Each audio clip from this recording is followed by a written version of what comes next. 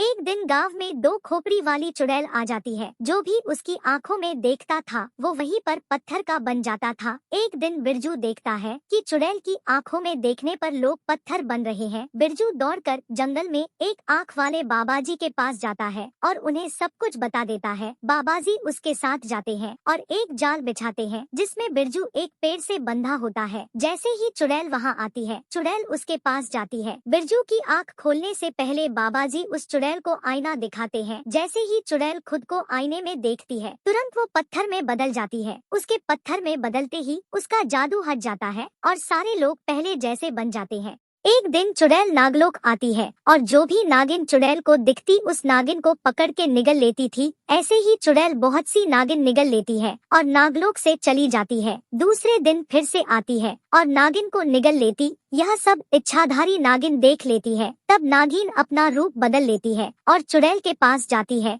चुड़ैल इच्छाधारी नागिन को भी साधारण नागिन समझ के पकड़ लेती है। तभी इच्छाधारी नागिन चुड़ैल को काट लेती है। चुड़ैल मर जाती है। चुड़ैल मरने के बाद चुड़ैल ने जिस जिस नागिन को निगला था वो नागिन बाहर आ जाती है। कई बार लोगों ने चुड़ैल को मारने की कोशिश की, लेकिन हमला होने पर भी वो फिर से जिंदा हो जाती थी, क्योंकि उसकी आत्मा पीपल के पेड़ से जुड़ी थी। ऐसे ही उस जंगल में बहुत से लोग भटकने लगे और बहुत से लोग चुड़ैल के शिकार हो गए। सीमा का पति सूरज भी ऐसे ही घर नहीं लौटा। सीमा ने इस बारे में विचार किया और एक योजना बनाई और रात में वो जंगल के अंदर गई। सीमा ने देखा चुड़ैल किसी आदमी को मारने में व्यस्त है। उसी वक्त सीमा ने उस पीपल के पेड़ में आग लगा दी। जैसे ही पेड़ में आग लगी, उधर चुड़ैल के बदन में भी आग लग गई और जैसे ही इधर पेड़ जलकर काला पड़ गया, उधर चुड़ैल भी जलकर काली पड़ गई। उसके जलते ही जंगल के अंदर से बहुत आत्माएं मुक्त हो गई और जो बचे हुए थे उनमें सूरज भी जिंदा था।